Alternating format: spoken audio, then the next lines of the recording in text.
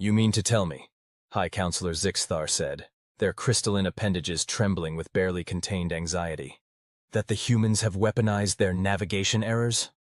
The intelligence officer, a rather nervous-looking centaurian named Plex, shuffled their tentacles in what could only be described as the cosmic equivalent of an uncomfortable collar pull. Well, sir, that's putting it mildly. The emergency session of the Galactic Council hadn't exactly been planned for what most species considered the middle of their sleep cycle. But here they were, representatives from 27 spacefaring civilizations, all gathered in their finest diplomatic attire, or diplomatic excretions depending on species, staring at holographic projections of what appeared to be complete chaos. Perhaps, rumbled Ambassador Cathal of the Silicon Consciousness, their voice resonating through the chamber like gravel in a garbage disposal. You could elaborate on how a species that still thinks "hold my beer" is a legitimate pre-action battle cry, has managed to turn their own incompetence into a tactical advantage. Plex activated another hologram, this one showing a human vessel performing what could only be described as a cosmic ballet, if the ballet was choreographed by a caffeinated squirrel on a sugar rush. As you can see, the humans have, well, they've essentially weaponized their tendency to get lost. The council chamber erupted in confused murmurs, which for some species meant actual murmurs, while for others involved changing colors, releasing pheromones, or in one case, spontaneously budding. The Hydraxian representative always got nervous during presentations. You see, Plex continued, trying to ignore the newly formed Hydraxian diplomat junior. Humans have this peculiar trait where they can get lost in a straight corridor. Initially, we thought this was a disadvantage. Their early space exploration was marked by numerous incidents. The hologram shifted to show historical footage of human ships ending up in completely wrong star systems, somehow taking shortcuts through dimensions that shouldn't exist, and occasionally arriving at their destination before they left, which had caused the Council's physics department to drink heavily for a month. But then, Plex said, their tentacles gesturing at a new series of images, they learned to embrace it. The footage now showed human ships in combat situations, while every other species' vessels moved in logical, predictable patterns based on centuries of established space combat doctrine. The human ships, well, are they playing music while doing this? Asked a horrified representative from the Harmonious Collective. Yes, Plex admitted, something called yakety sax. They say it helps them focus. The Council watched in collective horror as human vessels performed maneuvers that broke several laws of physics, probability, and good taste. They would aim for one location and somehow end up behind their opponents. They'd try to retreat and accidentally flank the enemy. One ship had attempted to surrender and somehow captured 3 enemy vessels in the process. But that's not even the worst part, Plex continued, their color shifting to what their species used to indicate: extreme existential dread. They've started teaching these techniques to other species. The silence in the chamber was so profound that you could hear a photon drop. The Arcturian Defense Fleet took lessons last month, Plex said, pulling up new footage. This is them now.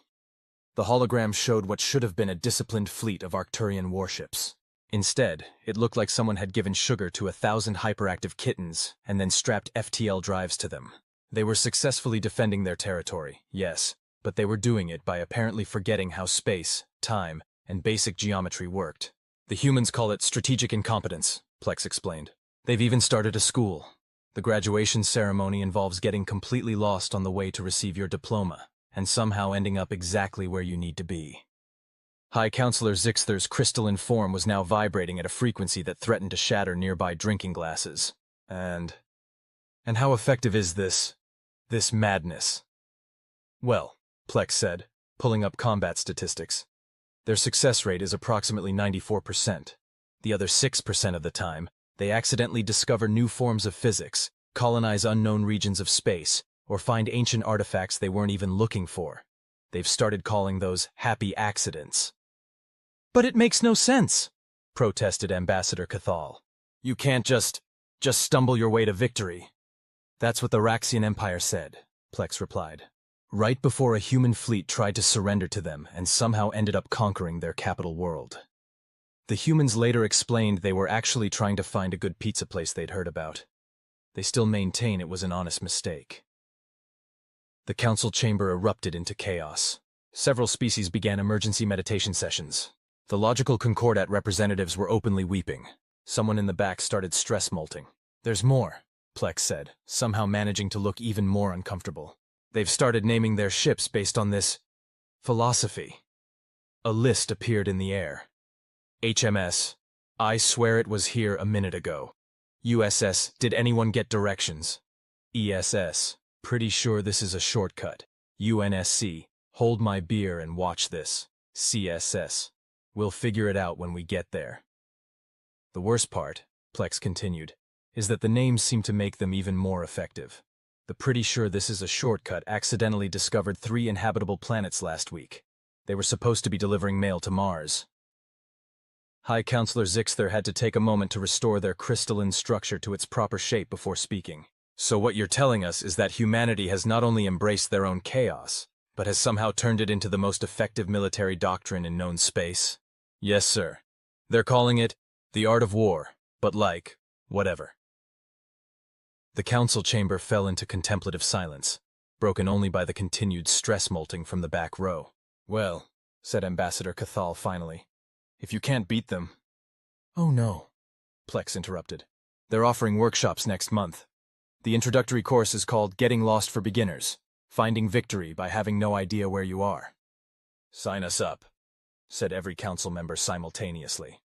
And that's how humanity's greatest weakness became the galaxy's most sought-after military strategy. The universe would never be the same, though now it was significantly harder to navigate, and somehow that was exactly the point. Years later, during what was supposed to be a routine patrol, a human captain would accidentally prevent an invasion from another dimension, simply by taking a wrong turn at Betelgeuse. When asked how they managed such a feat, the captain just shrugged and said, "Honestly, we were looking for a space truck stop. I heard they had good coffee." The incident was filed under standard human operations, and added to the growing library of accidental victories that had become humanity's trademark in galactic society. The only species that refused to adopt these techniques were the Silicon Consciousness, who insisted that random chance and purposeful confusion had no place in proper space combat. They maintained this position right up until one of their fleets was defeated by a human ship that was technically on shore leave and had gotten spectacularly lost trying to find a beach planet. The ship's name? USS, "Are you sure that's not it over there?" It wasn't over there.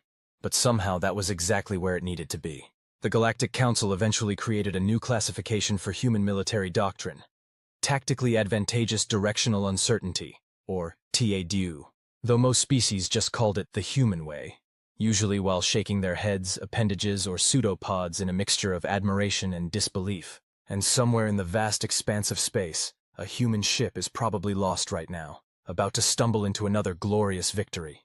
Its crew might be playing inappropriate music, someone might be holding someone else's beer, and they're almost certainly going the wrong way to the right place. Because sometimes, the best way to find your way in the universe is to admit you have no idea where you're going. Just ask humanity. They wrote the book on it, though they probably have trouble telling you where they put it. "Welcome to Earth's Strategic Misnavigation Academy," announced Admiral Sarah Chen to the most diverse group of aliens ever assembled in one room. Or, as we like to call it, how to get lost and influence space battles.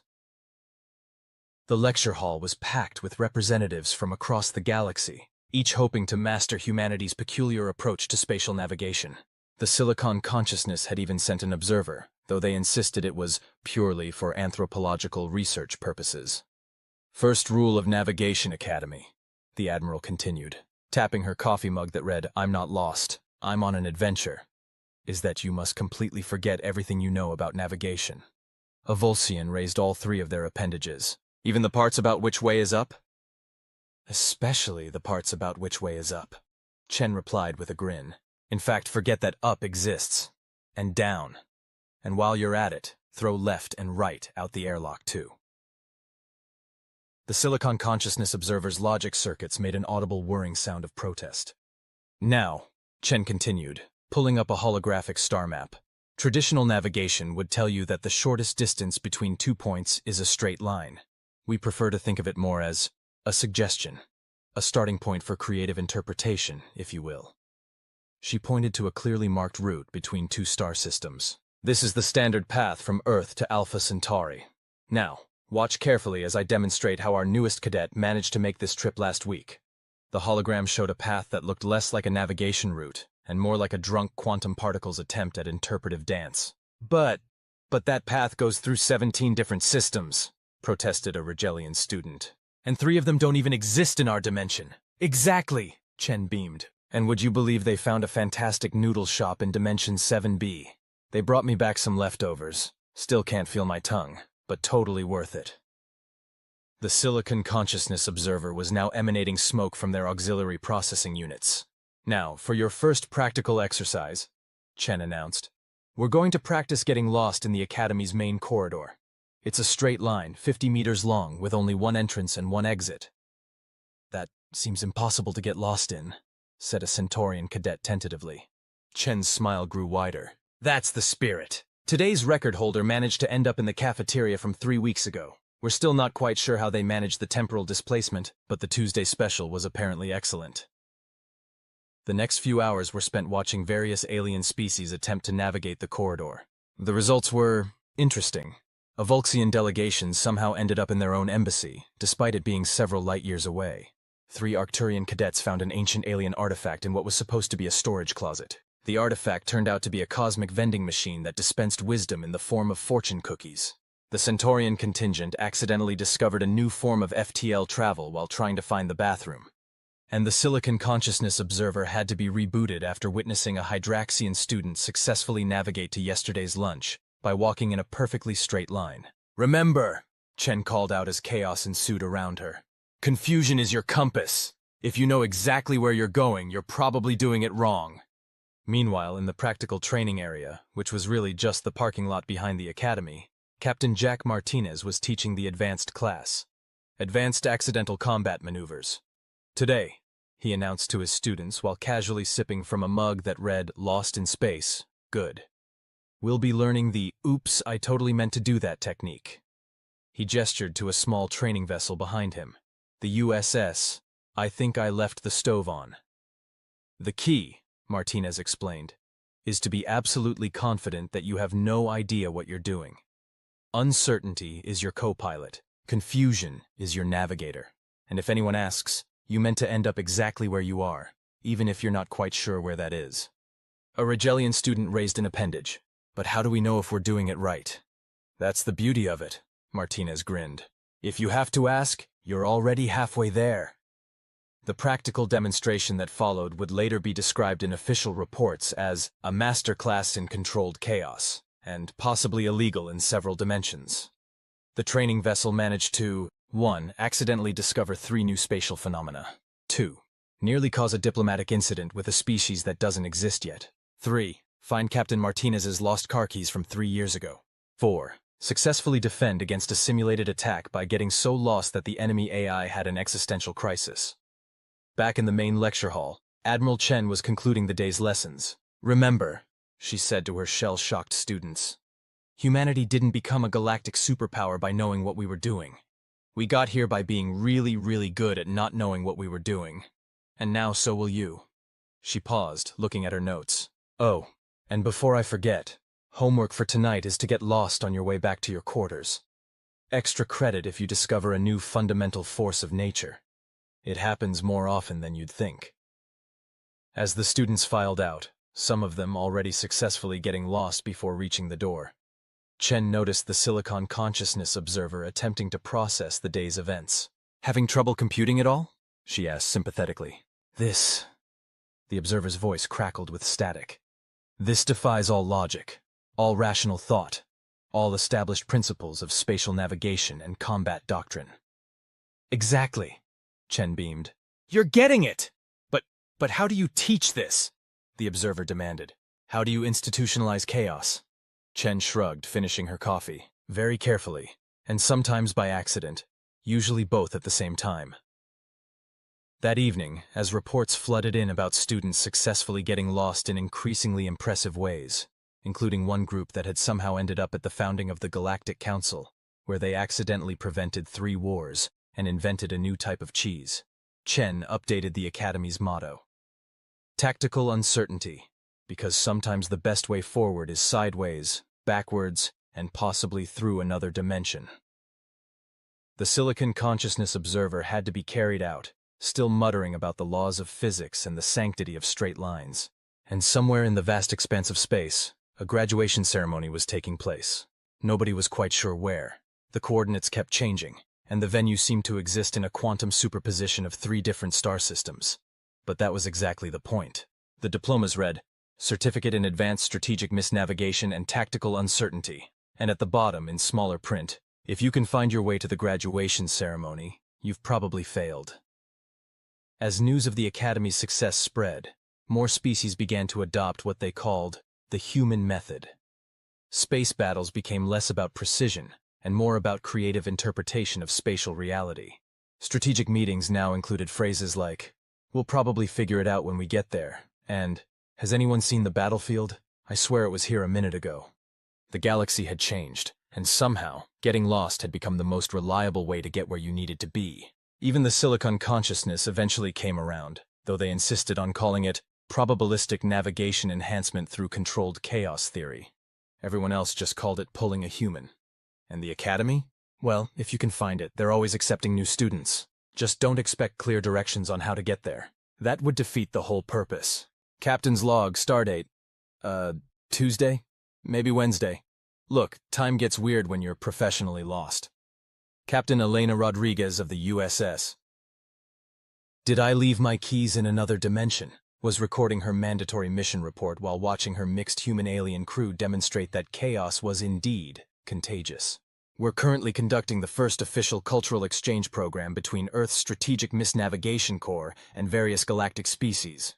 The good news is that our alien crew members are adapting beautifully to human navigation techniques. The bad news is that we're now successfully getting lost in ways that shouldn't technically be possible. She paused the recording to watch as her Volxian navigation officer, Lieutenant Zix, proudly announced that they had no idea where they were, in at least 7 different dimensional planes simultaneously. Update, Rodriguez continued. Lieutenant Zix has just achieved what we're calling quantum uncertainty navigation. They've managed to get us lost in multiple dimensions at once, which means we're everywhere and nowhere. The Silicon consciousness representative on board is currently in the medical bay, being treated for what the doctor calls acute logical paradox syndrome. The ship's AI, dubbed Alice, artificially lost intelligence causing entropy, chimed in. Captain, I feel it's important to note that we're currently occupying 17 different positions in space-time. Also, I think I just invented a new color. Thank you, Alice. Please add that to the ship's log under happy accidents. Rodriguez took a sip from her regulation coffee mug, which read, Lost in space since 2157. Still haven't found my way back to my desk. The cultural exchange program had been the Galactic Council's idea, though they were probably regretting it now. The theory was simple. Put different species on human ships to learn their methods firsthand. The practice, however, was turning out to be far more interesting than anyone had anticipated. Captain, called out Commander Park, her human first officer, the Arcturian engineering team has successfully gotten lost on their way to engineering again. And they found a shortcut through the space-time continuum that cuts our fuel consumption by 60%. Also, they discovered a civilization that exists purely in theoretical mathematics. They've invited us to tea next Tuesday, or last Thursday. The invitation exists in a quantum superposition. Rodriguez nodded approvingly. Make a note. Arcturians show natural talent for recreational dimensional displacement. The ship's intercom crackled. Bridge, this is Dr. Matok from Security. The Centaurian tactical team has accidentally invented a new form of combat while trying to find the cafeteria. They're calling it Schrodinger's warfare. You don't know if you're attacking or defending until you observe the battle. Excellent work, Rodriguez called back. Schedule them for commendations, if you can find the scheduling office. Last I heard, it was temporarily displaced somewhere between next month and last century. The Silicon Consciousness Observer, who had finally recovered enough to return to the bridge, was watching all this with what could only be described as digital horror. But how do you maintain any form of order? They asked, their voice crackling with distress. How do you complete missions? How do you function as a military vessel? Rodriguez smiled. Would you believe we have the highest mission success rate in the fleet? That's statistically impossible. Exactly. We succeed precisely because we have no idea how we're doing it. Look at our last 3 missions. She pulled up the ship's log. 1. Diplomatic mission to Rigel 4. Intended outcome. Deliver peace treaty. Actual outcome. Accidentally prevented 3 wars, discovered 2 new species, and invented a revolutionary form of dance-based mathematics. Note: still haven't delivered the peace treaty, but somehow peace broke out anyway. 2. Routine patrol of Sector 7. Intended outcome. Standard surveillance. Actual outcome. Found a pocket universe, established trade relations with a civilization of sentient quantum fluctuations, and finally located Lieutenant Chen's missing sock from Academy days. Note: the sock has been promoted to Lieutenant Commander for outstanding service. 3. Emergency response to distress signal. Intended outcome. Rescue stranded vessel. Actual outcome. Arrived 3 days before the emergency started and prevented it entirely. Note: Temporal Paradox Department has requested we please stop solving problems before they exist. The Silicon Consciousness Observer's display lights began blinking in distress patterns. But today, Rodriguez continued cheerfully, we're attempting something truly unprecedented. We're going to try to get deliberately lost. Isn't that what you always do? The observer asked weakly. No. Usually we get accidentally lost. This time we're doing it on purpose. It's like trying to deliberately forget something. Much harder than it sounds.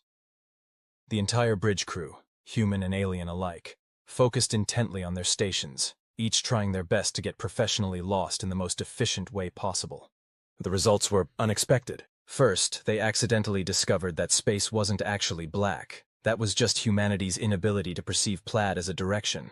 Then, Lieutenant Zix managed to navigate them into what appeared to be the conceptual space between thoughts, where they found another human ship that had gotten lost during a training exercise 3 years ago. They were fine, just very confused about where Tuesday had gone. Captain's log supplemental, Rodriguez recorded later. The cultural exchange program is exceeding all expectations, though we're not quite sure what those expectations were or where we left them. Our alien crew members have not only embraced human navigation techniques, but have begun innovating new forms of getting lost that we hadn't even considered possible. She looked proudly around the bridge, where her mixed crew was working in perfect chaotic harmony. The Volxian navigation team was calculating their position using a mathematical system they'd invented that only worked if you didn't think about it too hard. The Arcturian engineers had somehow managed to tune the engines to run on pure uncertainty. The Centaurian tactical officers had developed a defense system that worked by making the ship exist in a quantum state of probably not there, and the human crew members were doing what they did best, providing emotional support and coffee, while chaos reigned supreme. Perhaps most importantly, Rodriguez continued her log, we've proven that the human approach to space navigation isn't just a quirk of our species. It's a fundamental truth of the universe. The more confidently you admit you have no idea what you're doing, the more likely you are to end up exactly where you need to be. Alice interrupted again. Captain, you might want to know that we've just discovered why toast always lands butter side down. Also, I think we've accidentally solved the meaning of life, but I lost the calculations in a temporal hiccup. Thank you, Alice. Add it to the things we weren't looking for but found anyway file. The Silicon Consciousness Observer, who had been quietly processing all of this, finally spoke up. I think I understand now. The chaos. It's not really chaos, is it? It's a higher form of order that only looks like chaos because we're trying too hard to make sense of it. Rodriguez beamed. Congratulations. You've just graduated from the Advanced Strategic Misnavigation course. Your certificate will arrive sometime between yesterday and next Thursday, probably in a dimension we haven't discovered yet. And so, as the USS Did I Leave My Keys in Another Dimension continued its mission of getting professionally lost across the galaxy, the crew, human and alien alike, proved that sometimes the best way to find your way in the universe is to embrace the fact that you probably won't. The ship's new motto, suggested by the Arcturian engineering team and enthusiastically approved by all, read, "Not all who wander are lost, but we definitely are, and we're really good at it." Even the Silicon Consciousness had to admit it had a certain logical illogic to it, and somewhere in the vast expanse of space, in a dimension that might or might not exist yet, another crew of beings was learning the fine art of human navigation, proving that sometimes the most important discoveries happen when you have absolutely no idea where you're going. Just don't ask them for directions. They'll get you there, but probably not on purpose. Ladies, gentlemen, and beings of indeterminate or quantum superpositioned gender, announced Admiral Chen through what she hoped was the correct dimensional plane. Welcome to the first annual Galactic Misnavigation Competition. The event was being held somewhere. The exact location was deliberately unclear, and contestants had to get lost at least 3 times before finding the registration desk. Several had already won minor awards just for showing up in completely wrong galaxies. As you know, Chen continued, this competition will determine which species has best mastered the art of strategic incompetence and tactical uncertainty. Our judges will be scoring based on creativity, improbability, and how convincingly you can claim, "I meant to do that," after accidentally discovering a new fundamental force of nature. The gathering was unprecedented. Ships from every major spacefaring civilization hovered in what might have been normal space, though 3 different physics departments were still debating that point. Each vessel had been specially modified for maximum navigational uncertainty.